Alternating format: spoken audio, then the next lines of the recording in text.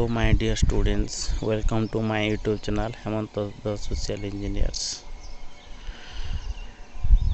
Today I am going to discuss chapter number 1 of economics, that is development. Before going to discuss bit by bits in details, those who not yet subscribe my YouTube channel, subscribe the YouTube channel so that you can get up to date information about different general knowledge, current affairs and video series of social science and CT, BD, MED, OTT, OSSTT. So let's start. Today we are going to discuss the chapter number development, goals of development, national development, comparison of countries, human development, measuring development and sustainable development.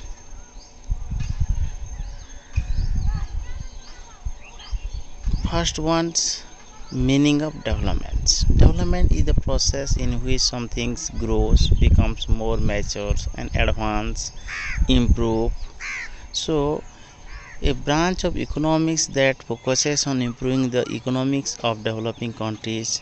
Development economists consider how to promote economic growth in such countries by improving factors like health, education, working conditions, domestic and international policies, and market conditions. It examines both macroeconomic and microeconomic factors relating to the structure of developing economy and how that economy can create effective domestic and international growth. So it is very simple. Development means progress, continuity in progress, continuity in advancements and improvement. Next, that is the idea of development or progress has been with us, and we have to aspires or desires about what we like to do and how we would like to live. We always want to live a better life, live a standard life, so always you have aspire to be live comfortably. So there is the concept of development. We can define development means improvement of all round economy, all round development of human beings, all round development of all the three sectors: primary, tertiary, secondary. So the development means progress, and development for, we can define development for different peoples. For example, landless rural laborers, more days of work and better wages. Local school is able to provide education for their children. For prosperous farmer, assured high family income through higher support prices for their crops. Or even when it changes a girl from rich urban family, she wants as much freedom as her brother and is able to decide what she wants to do in life. These are the development aspirations that it is differs from person to person, category of peoples. Next, that is your developmental goals and aspirations. So different persons can have different goals, different goal, and what may be development for one may not be development for others. It may be even destructive. So different person can have different goals, and what may be the development for one may not be development for others. It even be destructive. When a industries who want to construct a dam for the supply of water to the industry, in this case what happen, the industrialist will be in advantageous positions and it is development for the industrialist. But when the dam constructed, the people who living in that dam area were displaced and lost their livelihood, which means it may be destructive for the people who are living in the dams area, which is not good for them. So development means it is go in hand. Development and destructions are both go in hand, and the development for one may not be development for other, or it may be destructive. So next, that is, question arises: do all of these persons have the same notions of development of progress? It is obviously no. We concluded our all the examples: the laborers, the prosperous farmers, the girl from urban family, and industrialist. Everybody have different aspirational goals of development. So the answer is obviously no. So we got to know that different peoples can have different development goals, and maybe development for others can be destructive for someone else. So next, that is income and other goals. Besides seeking more incomes, all the people of the world always wants to always want to acquire more and more income and wealth. People also seek things like equal treatment, freedom, security, and respect of others. They resent discriminations. In some cases, they may be more important than income, because material goods are not all that you need to live. Material goods is not always that you live to leads to lives. So here the important thing is what, that material thing goods are all that you need. Always the material things are not important, because material goods are not all that you need to live. You have to require both material and non-material things. Materials means the money and wealth, whereas the non-material things, equal treatment, freedom, security, respect, safety, all these are things which is very love, affections. All these are the very essential things to live a comfortable life, live a life happily, harmoniously. Next,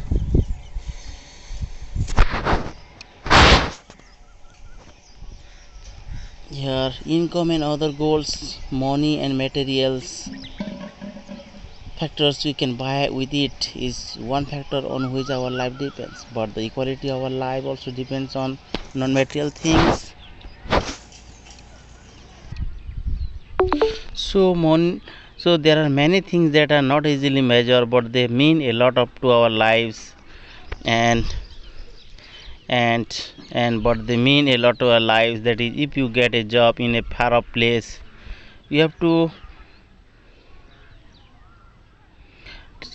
you have to look so many things to be considered. Similarly, for development, people look at mixed goals. So the mixed goal is very important. We have to follow the mixed goals. Mixed goal is very important. You have to mix goals, because you have to consider place of posting, you have to consider the conducive environment, you have to consider the family management. So mixed goal is very important. If women are engaged in paid work, the dignity in the households and society increases, and this is the dignity and how increases, there would be more sharing of household work and greater acceptance of working outside. A safe and secure environment may allow more women to take up business, and a variety of jobs run a business. So income and other goals we have already discussed. Next concept, that is how to compare different countries or states. The criterion we may use to compare depends on the purpose of comparisons. What is the purpose of comparisons play a vital role while you are comparing the different states of the countries. Use different criteria to choose a sports teams, music team, a debate team, or team to organize a picnics. Likewise, usually you take one or more important characteristic of persons and compare them based on these. So these are the important thing while you are comparing the persons for selecting in the sports teams, in the kabaddi team or music team, whatever the team in the school that form, they first kept some criteria for selections of the students. So here is also, for comparing countries, the income is considered to be one of the most important attributes. Income play the important attribute, important characteristics or criteria for the comparisons of different countries and different states. Greater income is considered to be important goal. Whatever people like and should have, they will be able to get with greater income. Next, comparisons of countries or states. Comparisons of countries are particularly based on the income. It is the basic attribute of comparison. Basic attributes of the comparison is the income. Countries with higher income are more developed than with the less income. Here are income means more of things available to the human beings. So this is the important thing, that more income means more things available to human needs, and countries with highest income are more developed than those with less incomes. Next, that is, for comparison between countries, total income is not such useful measures, because since countries have different populations, comparing total income will not tell us what an average person likely to earn. So this is not a good yardstick for measuring the incomes of average persons. So in World Development Reports brought out by the World Bank, the criteria uses countries with per capita income of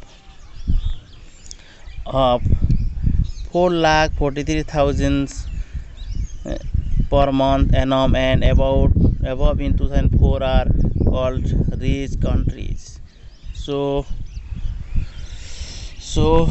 here is the comparison that actually brought by the World Development Reports released by World Banks. Next, those with per capita income of rupees 37,000 or less are called low income countries. Low income countries. India come under the low middle income countries because its per capita income in 2004 was just 28,000 per annum, and the rich countries are generally called developed country. Next,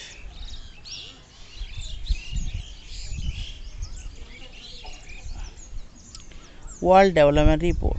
World Development Report 2006 brought out by World Bank. World Bank has used this criteria of per capita income for classifications in high income and low income countries.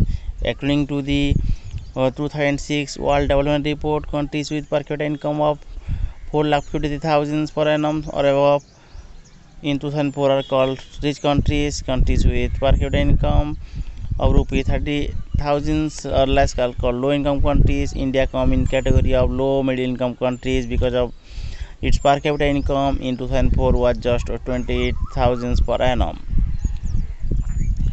So next is how to find the income of a country.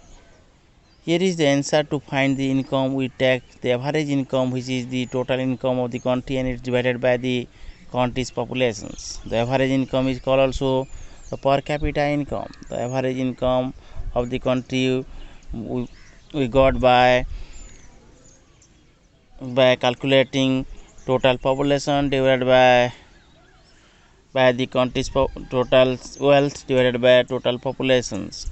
So average income is also called as the per capita income. Next one, that is examples. Let us take two countries A and B. Suppose populations of these countries is 5 person each, and 1 2 3 4 5 9,500 10,000 9,800 1,000 12 10,000 500 48,000.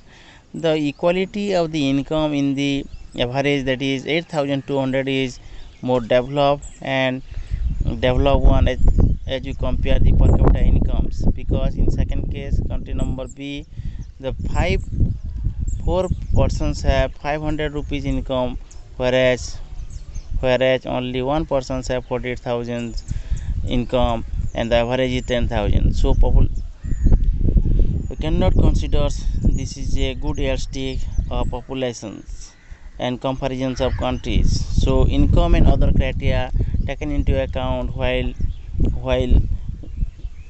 comparing the states and country. To find out the developed states besides income and other criteria also kept in mind, let us take the examples of three states, that is Punjab, Kerala and Bihar.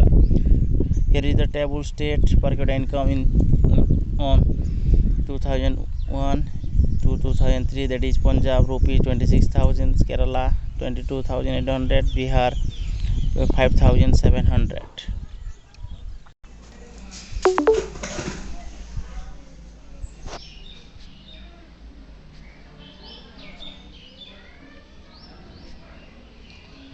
These are the important criteria for development, that is attendance ratio, net attendance ratio, life expectancy, and per capita income.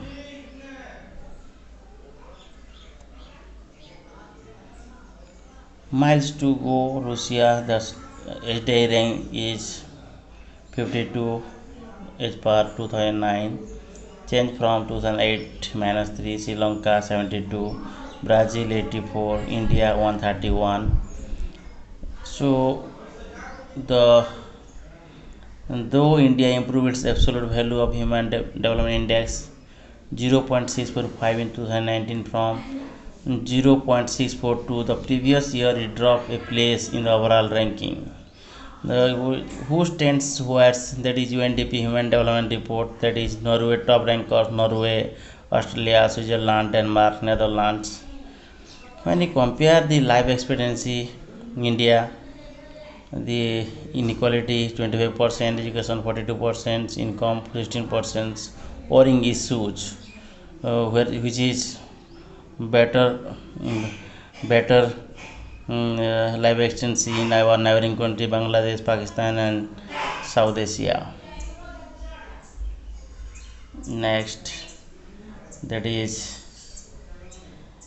the state infant mortality rate per 1000 2003, literacy rate percentage 2001, net attendance ratio class 1 to 5 91 95 to 96, Punjab 49 70. So it is the comparisons. Next state MIR that I discussed, Punjab 49, literacy rate 70, net attendance ratio 81, Kerala 11 91 and 91, Bihar 60 47 41. After studying the above table, we can conclude that Kerala is the developed states among these, and among the three, and Bihar is least developed among the seven. So this is the figures that we discuss, because the in the states of Kerala, the state infant mortality is very low, and literacy rate is very high, as well as the net attendance ratio high. So this is the developed country, whereas Bihar 60 infant mortality rate, literacy rate 47, and net attendance ratio very dismal, that is 41. So this is the least developed states of India. Next, that is limitations of per capita income that we discuss. Let us consider two countries, that is we have assumed that have only 5 citizens, and these both the countries have identical average income, but the country A has more equitable distributions of people, are neither very rich nor extremely poor, while most citizens country B are poor and one person is extremely rich. Hence, while average income is full for comparison, it does not tell us how this income is distributed among the individuals. This is the figures that we can know. So this is the figure, the one person's 43,000, whereas in the 20x, or you may say A, there is the proximity of the income among all the persons or the citizens of the country A, whereas in country B or Y, that is the income of the poor person is very dismal, and whereas only one person is this person, but the per capita income is same. So per capita income cannot say the equitable distribution, which is not a measuring yardstick of development and underdevelopment. Next one's income and human development. Human developments. Human Development report published by United Nations Development Programme UNDP compares countries based on the educational levels of the people, their health status and PCI. Human development indicators. First one, infant mortality rate. It indicates the number of children that die before the age of 1 year as proportion of 1,000 lives. Second one, literacy rate. Literacy rate is the rate. This is the infant mortality rate. Second one, literacy rate. It measures the proportions of literate populations in the 7th and above the age group. Net attendance ratio. It is the total number of children of age group 6 to 10 attending school as percentage of total number of children in the same age group. So this is the net attendance ratio. Then sex ratio. It is the total number of female per thousands of male. These are the important indicators of human development which is taken by the UNDP. Next one, that is life expectancy. The minimum age up to which an adult lives is the life expectancy rate, and this also shows the overall quality of life in the country. As per census 2011, a life expectancy in India for males is 67 years and for female it is 72 years. Life expectancy of India is 68 years according to the year 2014. Per capita income is calculated in dollars for all countries so that it can be compared. It also done in a way so that every dollar would buy the same amount of goods and services in any country. These are the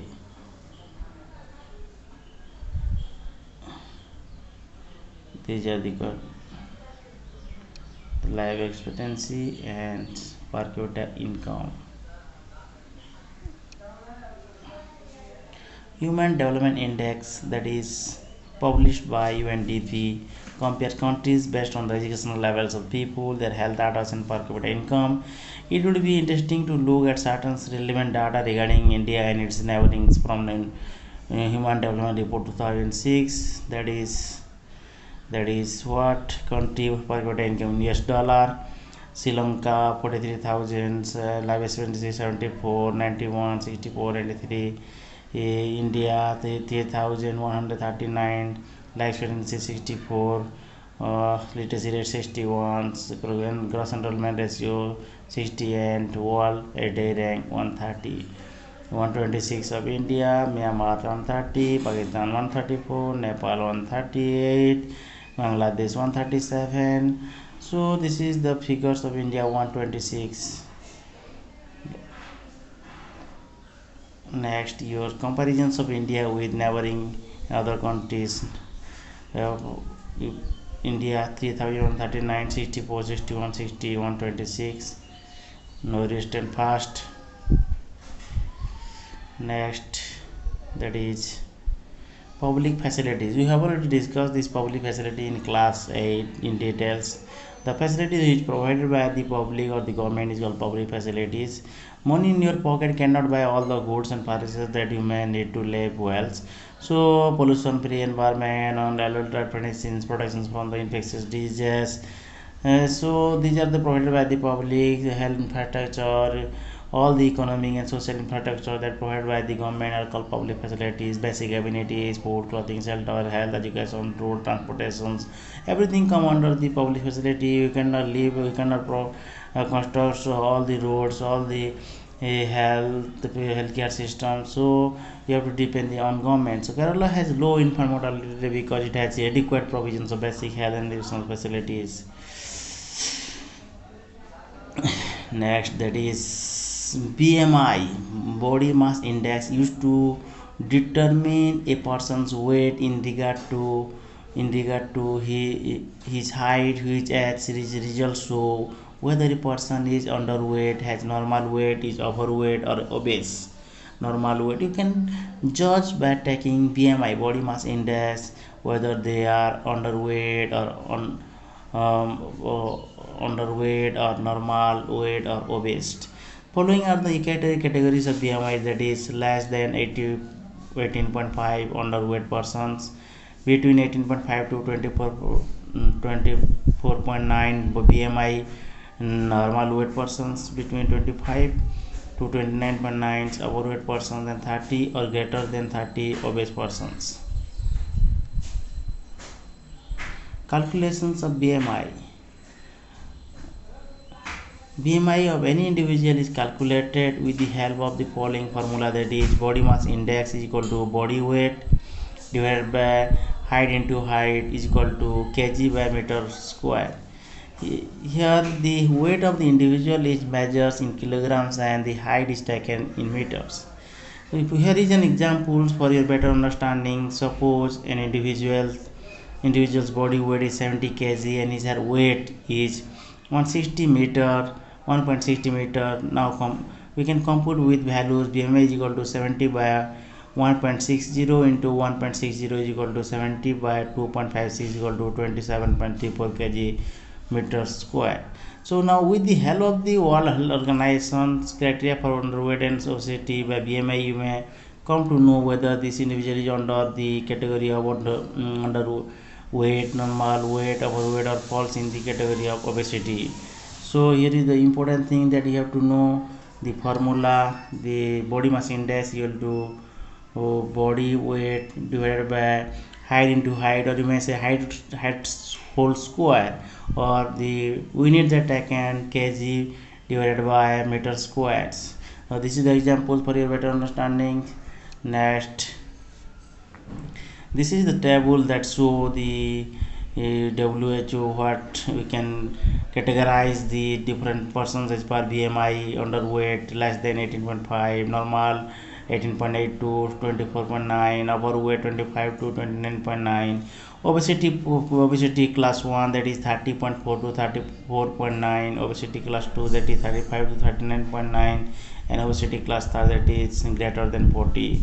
So this is the criteria we know. Next, that is the global challenges of tomorrow drive our work today. We serve sustainable development worldwide. So here question arises, what is sustainable development? Sustainable development is defined as the development that meets the needs of the present without compromising the ability of future generations. Simply, you can define the definitions of sustainable development by this formula, that is sustainable development is equal to social plus economics plus environment development.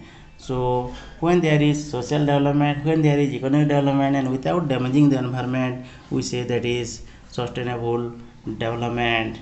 This is the right formula. We can remember this formula for your better understanding. So this is the formula, you have to remember this. Sustainable development is nothing, it is the development of society, development economically, as well as there is no damage of environment, destruction of environment. Scientists have been warning that the present types and levels of developments are not sustainable. Some of the examples which they cited: first one is overuse of groundwater, and second one that overuse of groundwater,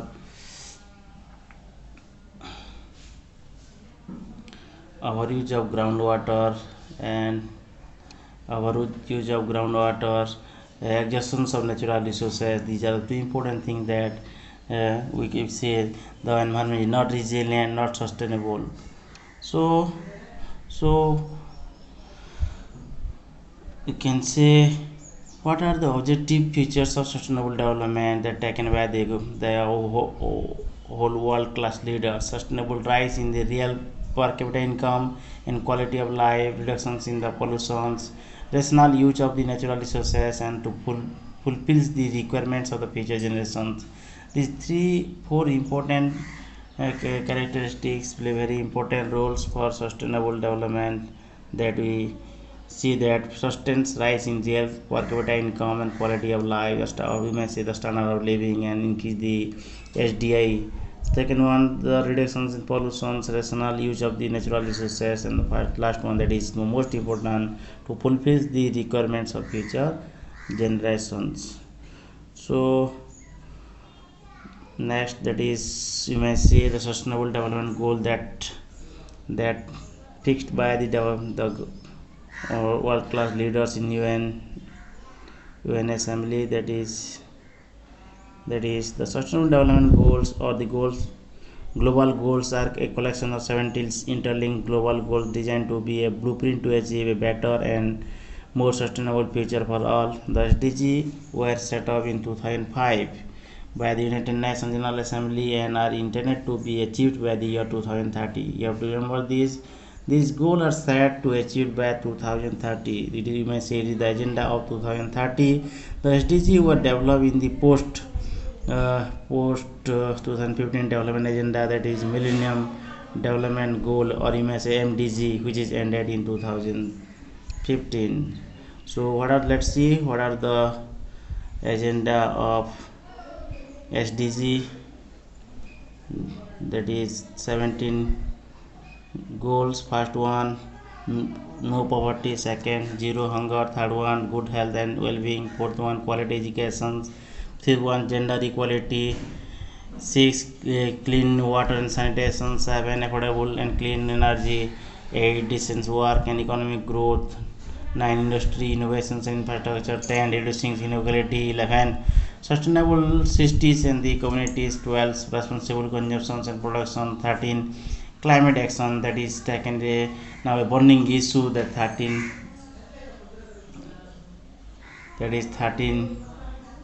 important climate actions. 14, life below waters, life on land, peace, justice and strong institution. And last one, that is 17, partnership for the goals. So partnership with the other country, partnership with all the countries of the globe may make partnership for the achieving the 17 goal that cited here. So this is the pictures of the sustainable 17 goal that target by the UN general body. So first one, again I am repeating, no poverty. Second one, zero hunger. Third one, good health and well-being. Fourth one, quality education. Fifth one, gender equality. Sixth one, clean water and sanitation. Seven ones, that is affordable clean energy. 8 1, decent work and economic growth.